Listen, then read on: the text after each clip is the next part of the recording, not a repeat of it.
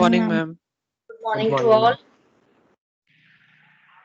Okay, I think the last installment of notes is left, so that I'll be sending by today evening.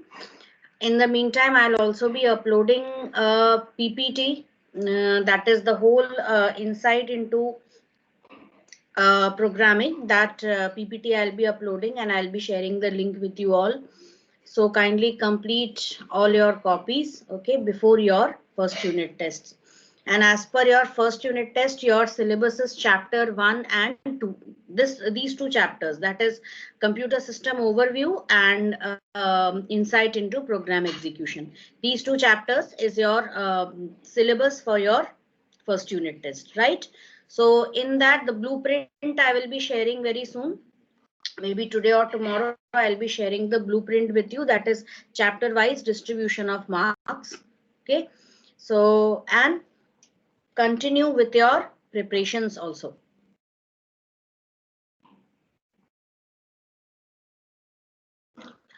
Okay, so we will start with today's class. Okay, so we still had to complete our operators, and in that we had to complete logical, assignment and membership operators. We had completed all of these, that is unary operators, and within binary operators we had completed arithmetic, bitwise, shift, identity and relational operators. And today we are going to see what are logical operators. So when we talk about logical operators, we have and, we have or, and not is also a logical operator, but it is unary in nature. Okay, so not is unary and we have already discussed not, but it falls in under the category of logical operator. So you can just make a note of it, is a logical operator but is unary, that is it requires only one operand, whereas and is a binary logical operator, also stands for logical multiplication. One second. Okay, I'll not understand this. So I'm going to remove this right now. This you will understand when we study the chapter data representation. And this is binary logical operator. So I will be telling you what is the difference. So in AND operator, what it does is, please note down its actual rule. What does AND say? If both conditions on either side of AND operator are true, then the result will be true, else false. That is, if the conditions on either side of AND, if it is true, for example, if I write I write A comma B equals 4 comma 5. Okay, I write A greater than B, and I'm also taking one more variable here, that is C, and let's give it a value that is 10. Okay, so I write A greater than B and A greater than C. Tell me what should be the result. When I say A greater than B, here A, value of A is what? 4. And what is the value of B? It is 5. And again 4 greater than 10. So what should be the value? 4 greater than 10, is it true or false? False. False. So it will be false. Okay, and 4 greater than 10, that is also false. Both sides are false, so the result will be false. But if I just change it, okay, that is, if I make it as A, I make it as C greater than A and C greater than B, what should be the result of it? True. Anybody? True. It will be true. Can anyone explain this? Why it will be true? Ma'am, because in both of the sides of AND operator, there will be true, and so the result will be true. Yes, because C is also greater than A and B, C is also greater than B.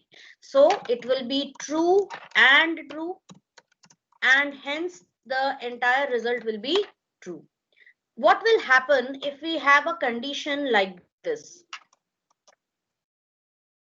C greater than A, sorry, 1 second. B greater than A and B greater than C. True. Explain how. Explain it stepwise. Because on one side it is true. See, what does Because and B is say? Now greater than see, A. see, B is greater than A, that is true, right? And B is greater than C, is that true? No, that is false. I had told you that if both conditions on either side of AND operator, if they are true, then only the result will be true, else false. Even if there is one false, the result will be false. And works in this way. Listen very carefully, okay? And works like this. If you have the combinations like this,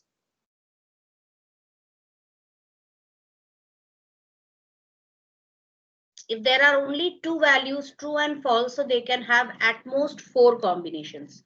Now, if you are using AND operator, right? False and false, that will be false. But false and true will be what? There is, it's not, and what does and say? This and this. I want a chocolate and a pen. That is, I want both of them, right? It should not be like I get one of them. I want both of them. That means both sides have to be true. So one is false, other is true. The result will be false. True and false. Again, the result will be false. Even if one false is there, entire result will be false. And true, this will be true. So for in case of and, true will occur only in one condition, when both the sides are true. Got it? So that is the reason why in this condition you will be having what? False. Is it clear to everyone? Please go on writing it down, okay, as I am explaining here. Write it quickly. Whatever I have written here, write it quickly and give me a yes so that we can discuss the next one.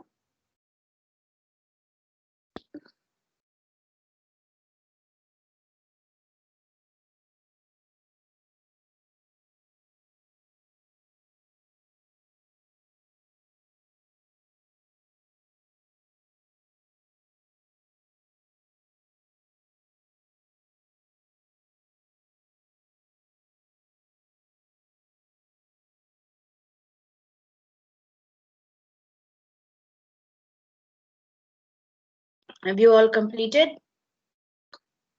Yes, ma'am. Next is OR operator.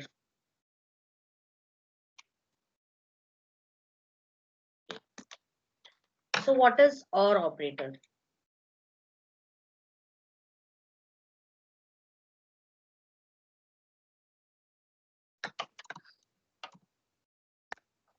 It says if either condition is true, then result will be true. If either condition is true, then result will be true, else false. That is, if I have something like this, A, B, C equals 4, 5, 6, right? And I write here A greater than B or A greater than C. So here A is what? 4. B is what? 5. So is A greater than B true or false? No, false. It is false. Or A greater than C, that is also false. So false or false, both are false, result will be false. If I write B greater than A and B greater than C, sorry, I have to use or over here, right? So B greater than A, B is what? 5. And what is A? It is 4. Understand it this way, students.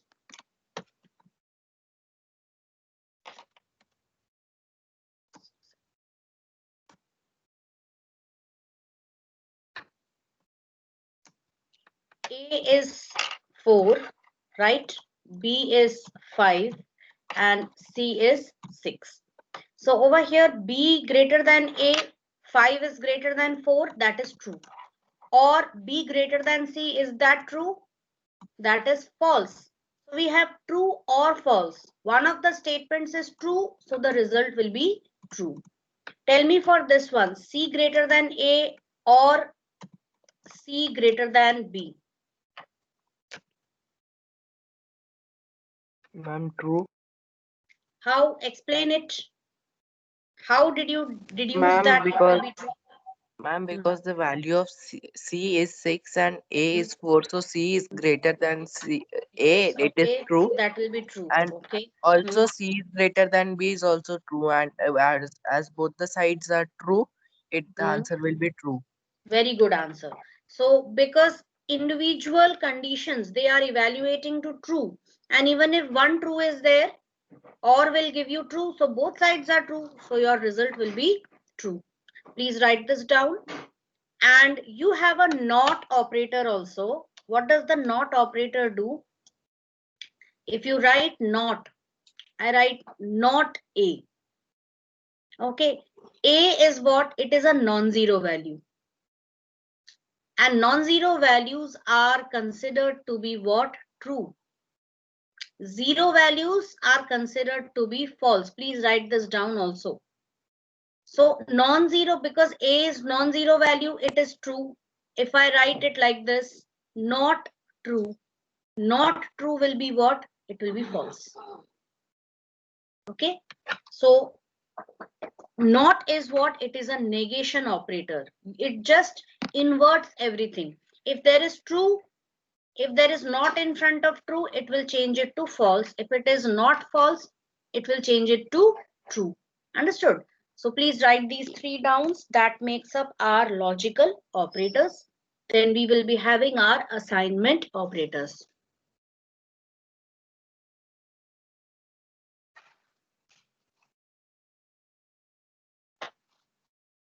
If you finish writing this, please give me a yes. Okay.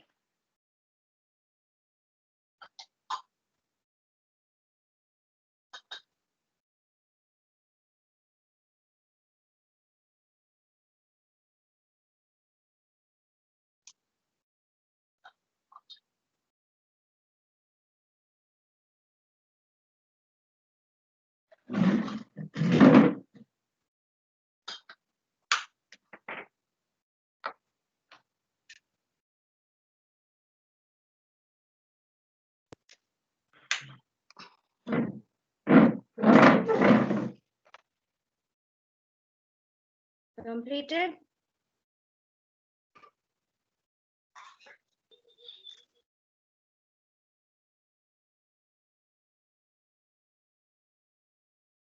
Or no, if so that I could. Ma'am, written. Routine bad network quality. What happened?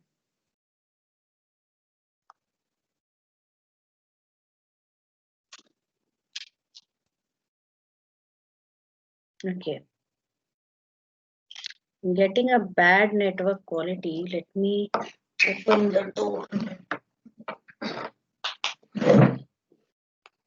Okay. So now next is assignment. So what are assignment operators? One operator you Ma'am, your voice is lagging. assignment operator. My voice is lagging. Yes, your voice is also lagging here because there is some poor I'm getting here. Let me just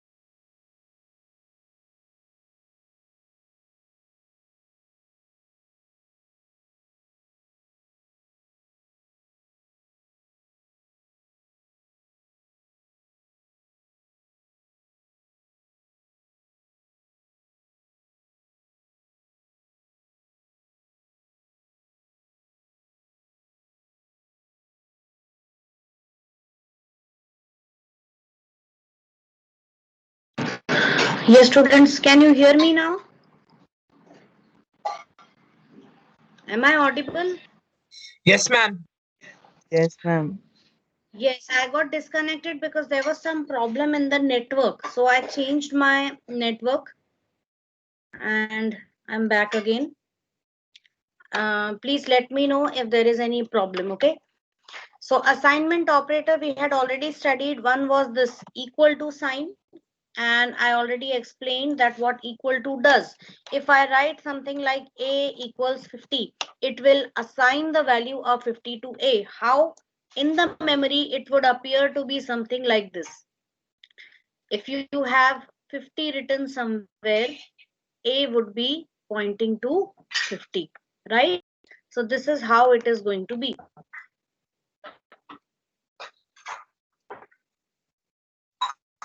Okay, 1 second. So this is how it is going to be. Apart from this, you have some augmented assignment operators also. That is assignments which look like this: plus equal to, minus equal to, multiply equal to, division equal to, floor division equal to, raised to the power equal to, modulus equal to. What is the meaning of these? Now understand this very carefully. If you have something like a plus equal to 1, value of a is 5, okay? So in the memory, I'll just remove this 0 from here. So in the memory, it would be the value of a, which is 5, right? And you are writing a plus equal to 1. It means a equals a plus 1. That is, first add the value of 1 to a. It will become what? 6, and then assign the value to a.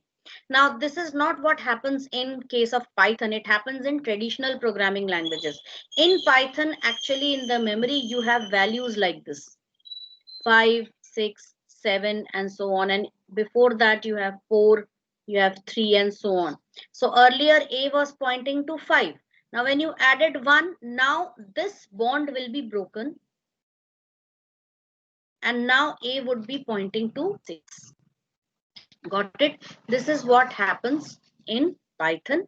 And you can write the statement this way also. You can write the statement this way also. So this operator which you are using, that is your augmented assignment operator for plus. Similarly, if you write a minus equal to 1, what should be the value? Provided the value of a is 10. Tell me. Ma'am, 9. 9. Yes, so value of A will be 9. A was pointing to 10 earlier and now it would be pointing to 9. Similarly, you have multiply equal to. So if A is 10 and I write A multiplied equal to 2, what answer will I get? 20. 20. Yes, A will be 20. Tell me what is the difference between, I'm going to remove everything from this canvas and I'm just going to tell you something. Value of A is 10, okay? Now I'm writing two statements here. One is A plus equal to 5. Okay. And I'm writing here print A. And the second one I'm writing as A plus 5. Firstly, okay, can I write it this way? Can I only write A plus 5? Okay, doesn't matter. I can write A plus 5. What will be printed on the screen? And what will be the value of A?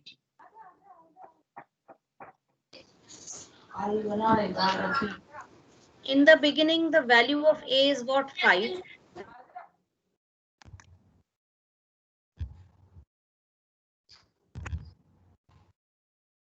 15. A plus equal to 5. A is, okay, A is 10. Yes. Sorry. A is 10. So A plus equal to 5, it will become 15. And when you write print A, it will print 15 on the screen and the value of A will also be 15. But what about this? If you type A plus 5, it will no doubt print 15. That is 10 plus 5. But will it change the value of A? Value of A is 10. And what you wrote was simply you wrote A plus 5, which was printed on the screen. A plus 5 was printed on the screen, but was the value of A changed? Answer is Ma'am. no. Okay. There is a difference between this statement and this statement, which you have to observe very closely. Okay. If you are simply writing A plus 5, its value will be simply printed. So let's see this practically, students.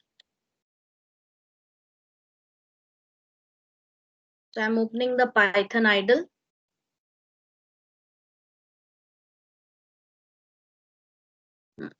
So I write here A equals 10 and I first write print A plus 5. That is 15. But when I print A's value is still 10. But now if I write A plus equal to 5. Now if I print the value of A, it has changed to 15. Got it, everyone? This is the difference. So these are augmented assignment operators. Okay. If you write something like division equal to, so it will be, I write division equal to 2. So A will be divided, whatever is the value of A will be divided by 2. That is 10 will be divided by 2. And A's value will be also updated. Got it? It is equal to A equals A divided by 2. Got it? These both are equal, but I would prefer you people should use augmented assignment operator like this. Similarly, if I write this, what answer should you get? This is the symbol for raised to the power. A square. A square. So it should be like this. A equals A raised to the power 2. That is, what is the value of A? It is 10 raised to the power 2. It will give me 100. So at the end, value of A will also be updated by A square. Got it? Next, the last operator, that is membership operator. So let's see what is membership operator. Basically, membership operators are used in collections. Okay. Suppose I have a list over here, numbers. And I type here 1, 2, 3, 4, 5. I have 5 values, 5 numbers in this list. And I write 2 in numbers. Answer will be true. Why? Because 2 is present in numbers. If I write 6 in numbers, what answer will I get? False. Why false? Because 6 is not in the number. Because 6 is not present in this list. If I write 3 not in numbers, what answer will I get? Python is False. quite expressive. False. Yes, false. Why? because 3 is in numbers, so this will be false. And if I write 100 not in numbers, what answer will I get? True. It is true. Why? Because 100 is not there in numbers. So these two are the membership operators, that is in and not in. Understood, everyone? They are membership operators.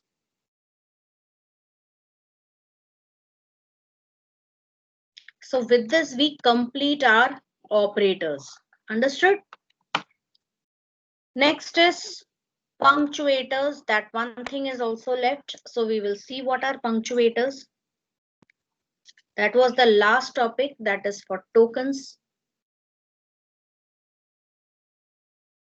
Now, what are punctuators? All the symbols which you see, square brackets, round bracket, comma, okay, semicolon, colon, single quotes, double quotes, triple single quotes, triple double quotes, which are used for strings. Okay, so all these things, even curly braces, let me write their names. This is curly braces. Please write them, those names in your copy. Square brackets. This is known as parentheses. Parentheses, okay? It is basically used after a function name, after a name of a function. So we will be seeing in a short while what a function is. Semicolon, then you have colon.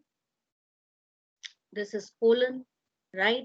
You have single quotes, you have double quotes, you have triple single quotes, you have triple double quotes. So these all are symbols which are used for various purposes, okay? And hence they are punctuators.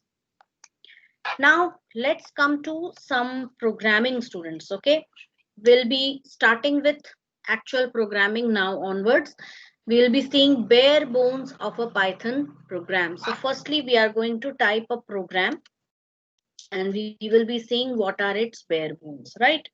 So let me remove everything from the screen.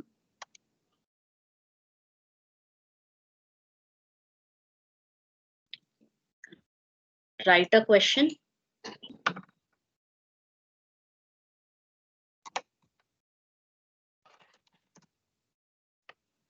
Write a Python program to accept 3 numbers and print their product. Can anyone explain what do you understand by this question? What you have to do in this question?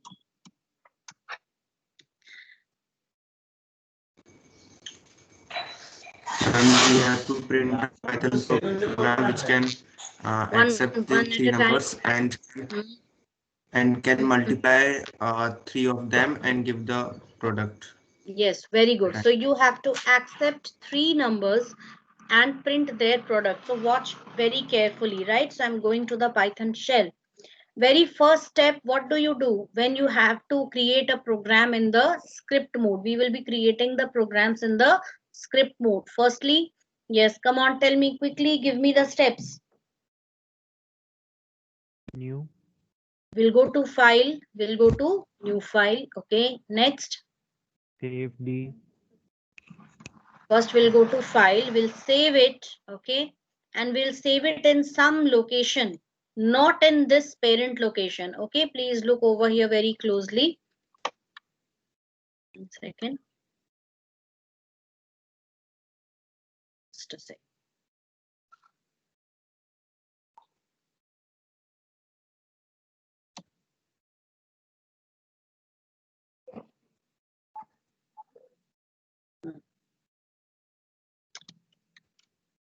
You can see very closely over here that this is the parent window of Python, okay? That is the installation folder. So do not save anything in this folder. Rather, go to some other location, like go to D drive. Here I have created a folder named My Python Programs, and this folder contains all my Python programs. So you should always consider saving everything in this location or any other suitable location, not the C drive. Okay.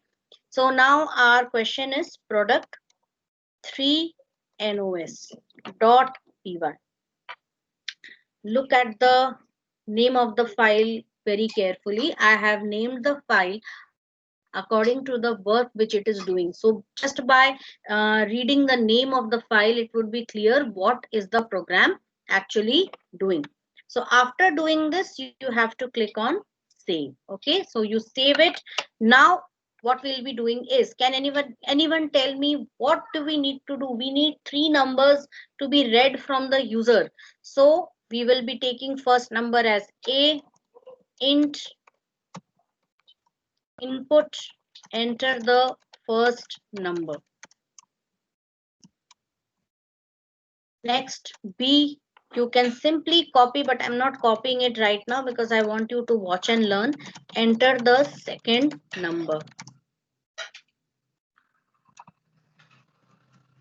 c, int input, enter the third number. Very simple. You have taken the input over here, right? And now you have to calculate the product. So what you'll be doing, you'll be taking a variable prod a into b into c. Print the product is a into b, sorry, product is what? Prod.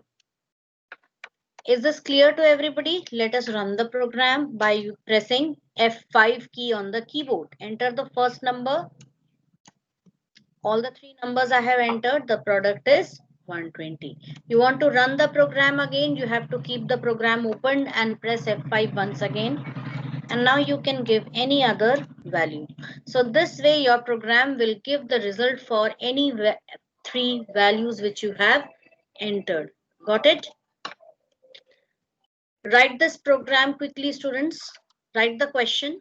This is the question, and I'm copying the program also over here. Yes, please write this. And I'm adding a small comment line over here using hashtag calculating product or multiplying 3 numbers. Okay. Yes, so I have given a comment line in this, and this question can be used as a block comment. Okay, that is starts with a triple single quotes, end with a triple single quotes, or start with triple double quotes, end with triple double quotes. Please write this program quickly in the copy. And based on this, one more program you will be writing. Next question will be, write a Python program. This is your second question, this one, because we had done a program earlier. This is question number 2 and this is question number 3. To accept two numbers A and B, and divide A by B and print the result. Using the previous question as a reference, do this question right now and send me your screenshot here itself in Microsoft Teams.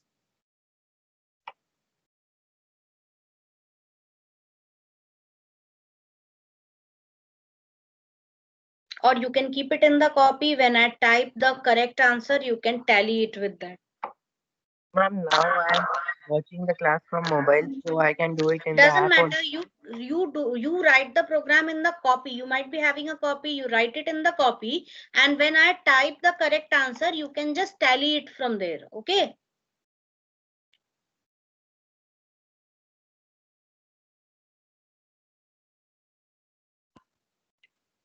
Programming is a two-way learning, dear. We cannot have it like you listen to a lecture continuously and then you do it. You have to do it simultaneously. Whichever copies you have, you don't have to send screenshot, students. Send me screenshot only if it is possible from your end. Otherwise, what you do is you just look over here. When I type the correct answer, you can tally it, right? You have to write the question 2 in your copy completely. Question 3 you have to write, and you have to write the program of question 3 yourself. Read the question, write a Python program to accept two numbers A and B, and divide A by B and print the result. So the two numbers would be stored in A and B. Just like in the previous program, you have asked for three numbers. This time you will be asking for two numbers, and you will be printing the division. Now in division, the one which is getting divided, it is known as dividend. And the one which is dividing the dividend, it is known as divisor. So A is the dividend and B is the divisor. And what you have to print is the quotient which you get. Has anybody done it? Let me see.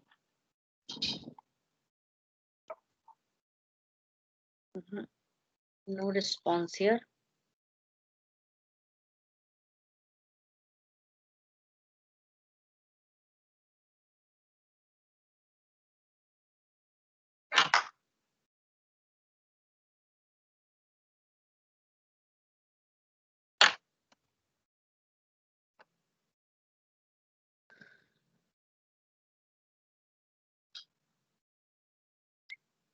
Write the program in a copy if you have it. If you are doing it using your computer, you can type it in Notepad.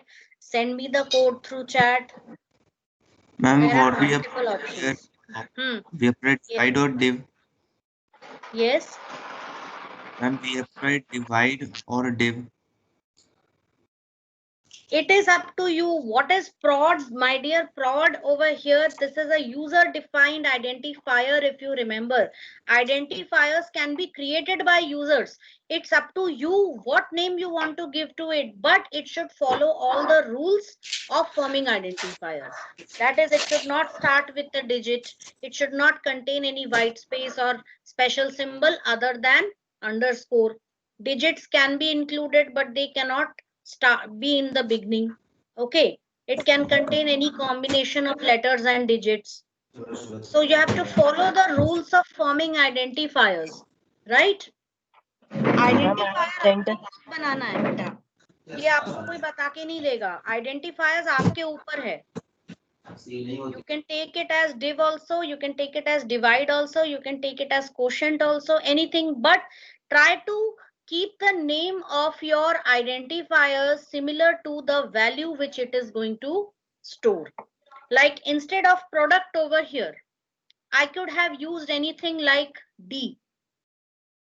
D equals A into B into C. But in that case, it is not wrong, it's correct. But the thing is, it is not following good programming practice. There is something known as good programming practice. You have to also follow that. Okay, with D, it is not clear what is being stored, but with prod, it is very much clear that it is storing the product of the values. Understood? So, आप चाहो तो prod ले लो, product ले लो, ABC ले लो, कुछ भी ले लो. Okay, it's up to you because it is a user defined identifier. User can define what should be the name of the identifier. Got it?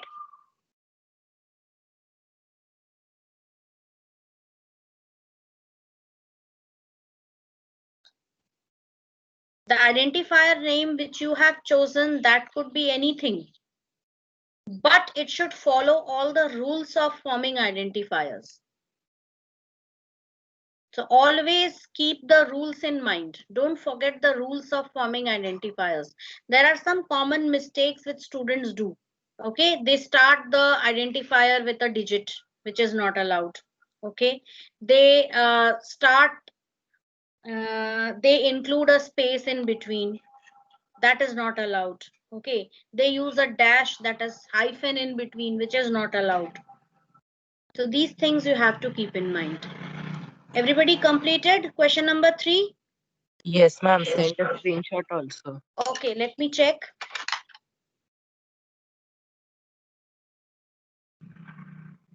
Okay, many have sent me. 1 second. Okay. One online.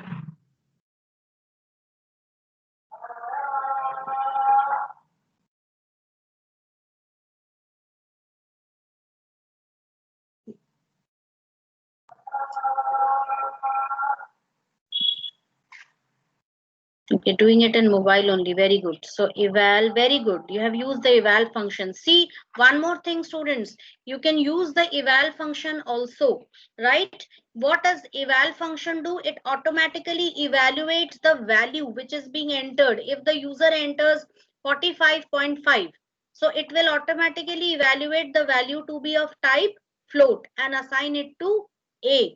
So now A would be pointing to a float value. Same way, if it's similar, you can use integer also, you can use float also, but eval will evaluate the value according to the value entered by the user. Very good. It is absolutely correct. Absolutely correct, Shlok. Very good. Okay, so next is Dhruv Chaudhary. Okay, let me see. Dhruv Chaudhary, this is the output. Show me the code. Okay, send me the code. Suzal Kori, enter the first number, second number, quotient. Very good, Suzal. Correct answer. Absolute correct answer. Okay.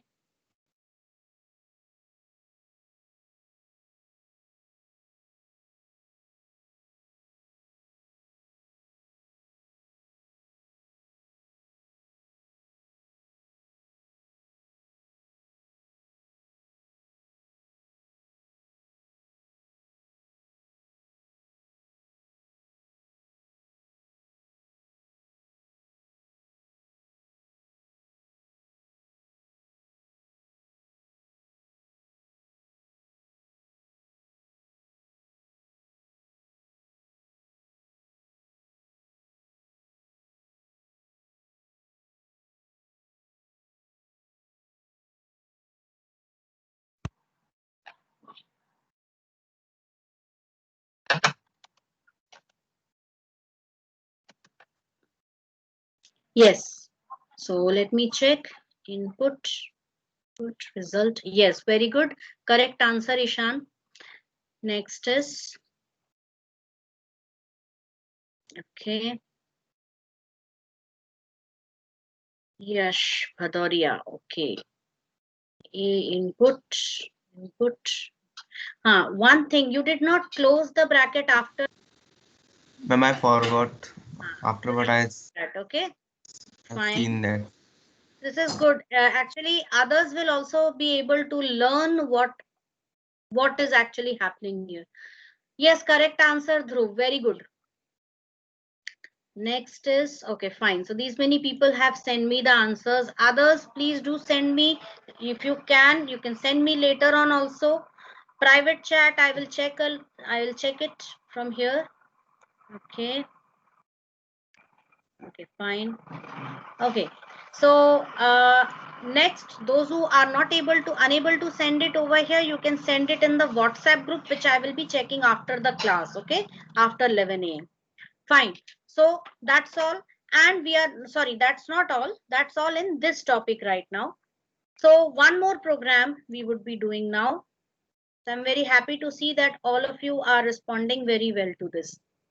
So our next program is going to be write the question. Question number 4. I'm very sure you people can do it. Write a program, write a Python program to accept, 1 second.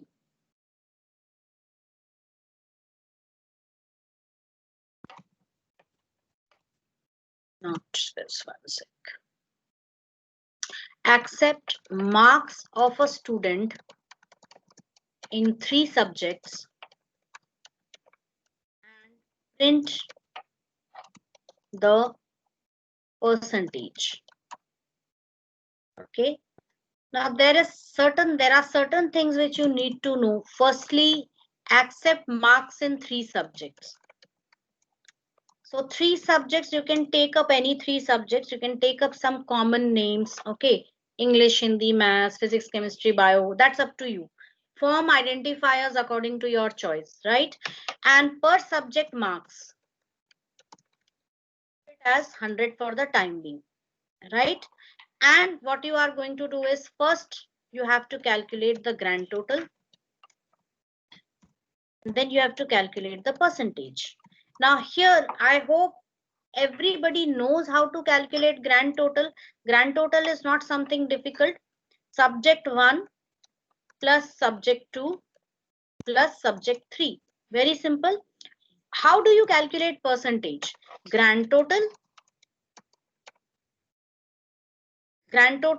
divided by, one sec.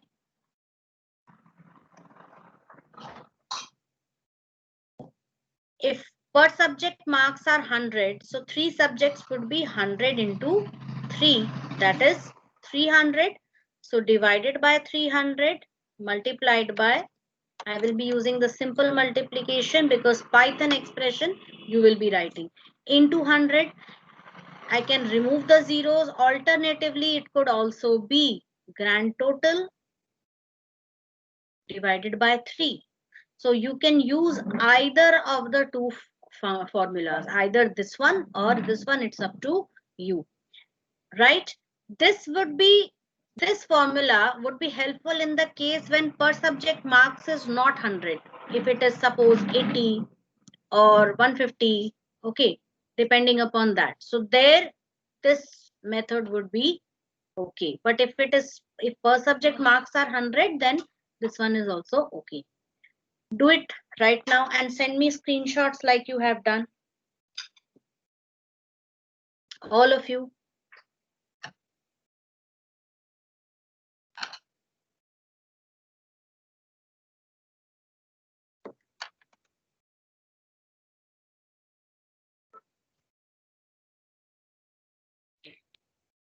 So our time is over. So you can do this and later on we will be discussing. Okay. I'm stopping the share over here. You can